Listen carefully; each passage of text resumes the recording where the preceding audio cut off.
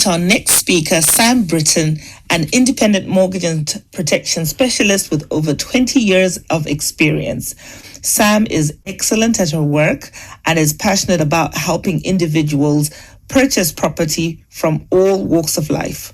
Whether you're a first-time buyer or a seasoned investor, Sam handles portfolios for many people and helps simplify what can often be the complicated. She's going to be followed by Sophie Dallas. Sophie has over 10 years of experience and will be joining us virtually today as she's a new mom celebrating her son's first birthday. Over to you, Sam. Hi, good morning, everybody. When Tendai came to me and said, Sam, on a Friday morning in the middle of a pandemic, I would like you to talk about wills, I was a little bit worried, but actually it's not so bad, because a will is actually you giving everything. It's you giving your heart, it's you giving your soul, and it's you making your final stand. It's a bit nervous having to put a presentation on, so I'm going to try and share my screen, so please bear with me while I do that. Can everybody see that okay? Yes, we can, Sam. Fabulous. Okay, so this morning what I'm going to be doing is I'm going to be talking about wills, and it's one of those things that is always a little bit nerve-wracking when you actually think about a will. And the legal definition of a will is the general instrument that permits a person, the testator, to make decisions on how his or her estate will be managed and distributed after his or her death. As Tendai said, we've actually all been thinking about what assets we have, what aspirations we have, and actually this isn't about death and make it that, it's about making decisions and making sure that everything that you have actually goes to the right people. It shows your love, it shows your commitment, and it also means that nobody has to worry, and that's a big thing right now. So just looking at who's involved when you make a will. You are the testator, you are the person making the will. You will also have the will writer, which can be a person like me. They're going to help you arrange the will. We're going to guide you through the will. We're going to tell you what's important and give you handy tips as well. It is a legal document. So it is one of these things that you have to make sure it's watertight. And I'm going to give you some really good tips about making sure that it is watertight. The executors, the trustees, and the guardians, they're all people that are going to be involved. Your executors are the people that are going to make it happen. It's nice to be able to know those people, and it's nice to make sure that those people are going to be able to cope in a time of grieving, and actually comply with all the different things that they have to do. The executor still has to put a note in the Gazette, the London Gazette, and they are financially responsible if funds go into the wrong hands. Hence the reason, make it clear. The trustees, I'll go on to the trustees in just a little while because I want to go through a little bit about trusts and what they actually are. And then you've got your guardians. These are the people that you're going to be using to look after your smaller people. Those people that might not be old enough to understand and that are still going to need love and care. And it's good for you to be able to give those people a really clear understanding of how you want to raise your children. When we talk about trusts, we talk about trusts in protection. We talk about trusts for assets, assets being everything that you own that has monetary value. When you have a pension, maybe through work, what you might be asked to do is sign a form that says who those funds will go to. When you do a protection policy, again, you might sign a form to say who those funds are to go to. When we do a will, we have trustees, which you can use for your guardians. They're normally used for under 18s, under 21s, under 27s. that might not quite be ready yet or have the education to be able to understand money and understand the assets.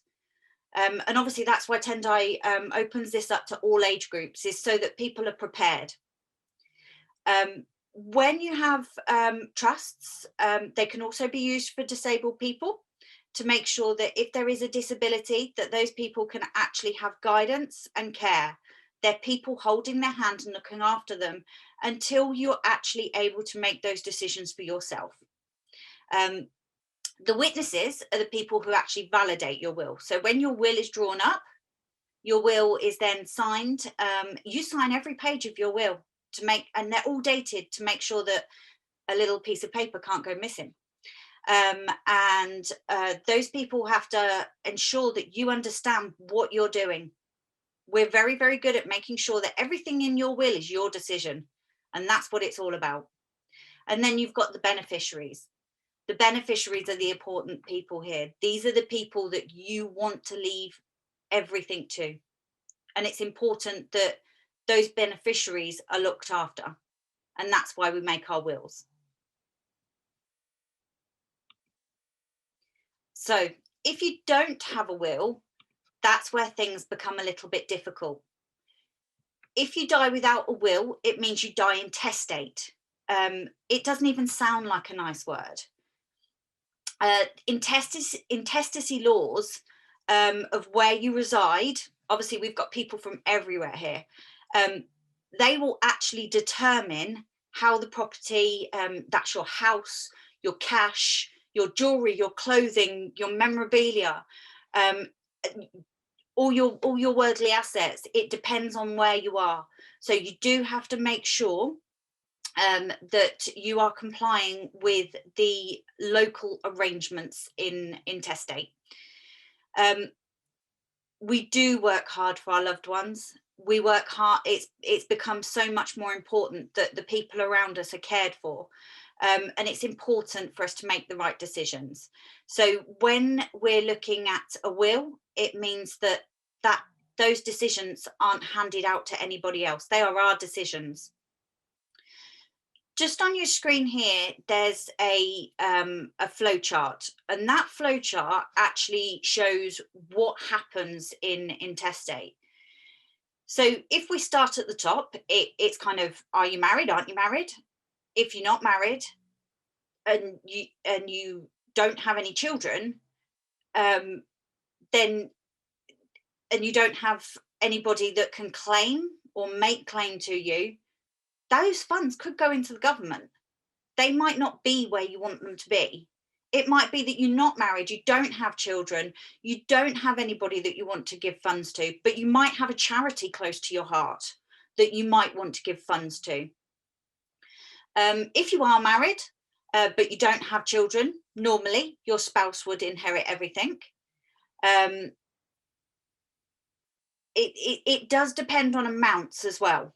So, for instance, if you are married, you do have children, and your funds are worth less than 250,000, then your spouse inherits everything. If it's more than 250,000, your spouse will get 250,000, and then everything else will, your chattels, everything else, that will then actually be divided up again.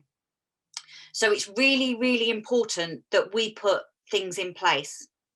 Now, just having a little bit of a stand back here and a little bit of a top tip. When you're looking at chattels, that could be anything from your jewelry to your favorite guitar, or that ornament that sits on the side that your grandchild always walks in the house and goes, I love that. It might be one of those really small things, but it's very, very important because it shows a love. It gives you a feeling and you want to give it to somebody. Now, to make sure that that item actually goes to the right person, the best thing to do is to take a photo of it, write on the back of that photo the description. So it could be my grandmother's engagement ring with a solitaire and a platinum band. It's a nice description. It's got a photo. It can't go wrong.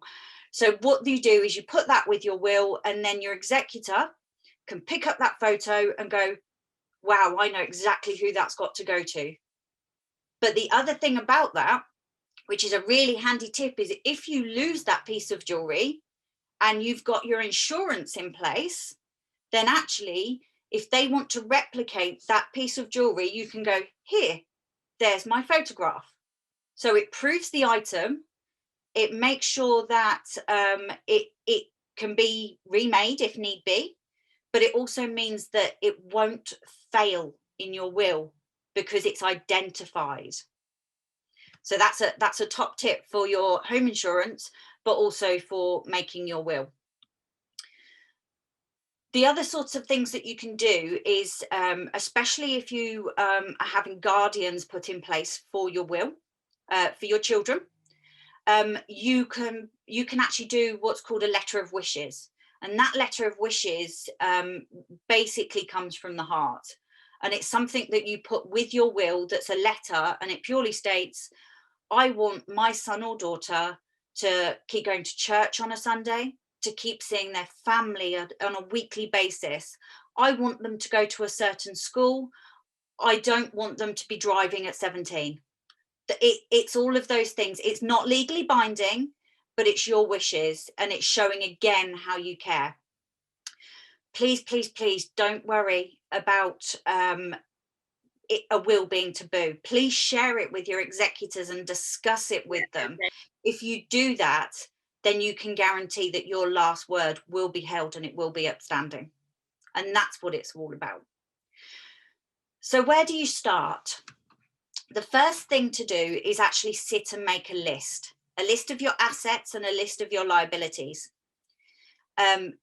If you have facility to have a safe, if you have facility to have passwords, bank account numbers, policy numbers, all sorts of things like that, it's a really good idea. Don't keep them all together. Please don't put your passwords in a safe that you can't, that people are going to get access to.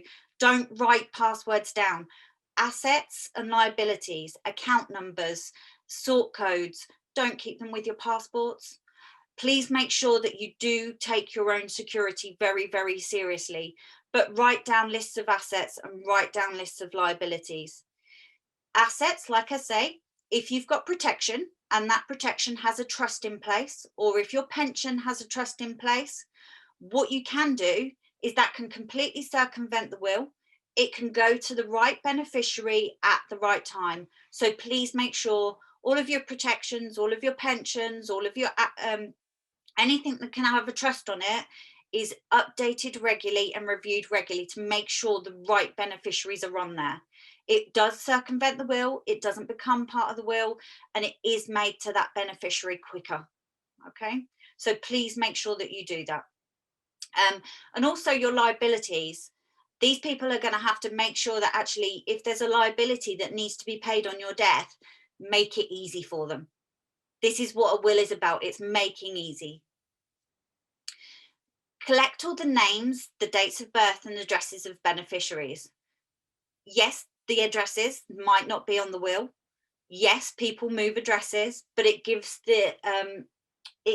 the executors a starting place of where they can actually look for these people, especially if you haven't updated your will for a while, or if the executor doesn't know these people personally. Please make sure that you collect these things. Obviously, the dates of birth means that if a trust needs to be put in place for a young person, then it makes it easier for the executor to pick up straight away.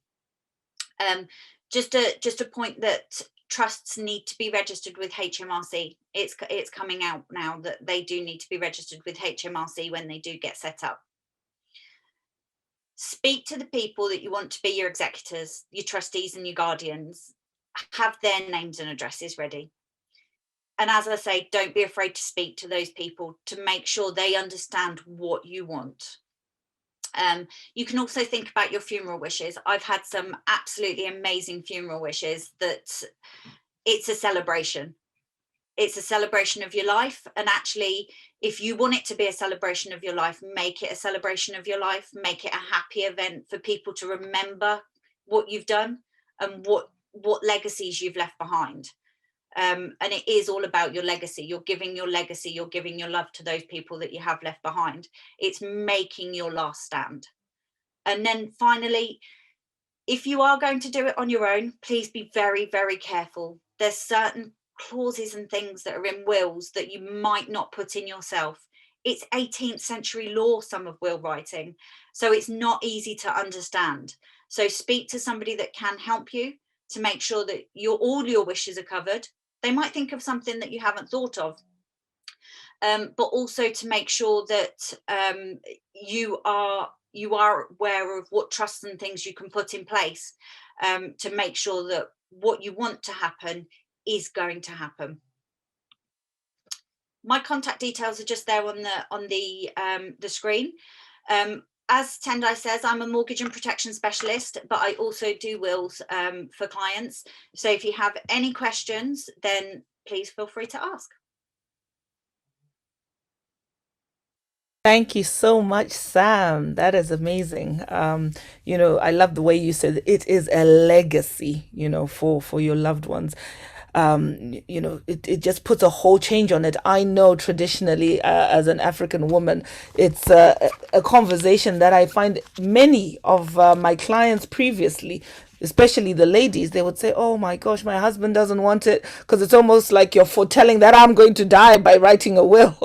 But we're all on earth on the side of eternity for a set time, and it just does mean that things remain a bit more organized if you have that in place. So thank you so much, Sam, for that. Sam, do you mind stopping your share of the screen? Thank you, Dank. Wonderful. So I want you guys to have a think about your questions about wills, and of course she was talking based on the United Kingdom. If you have a will on properties in the UK, I know many of us here have properties here, properties abroad. You will need to do a will for every jurisdiction that you are in. So this is based on your assets that are here in the United Kingdom.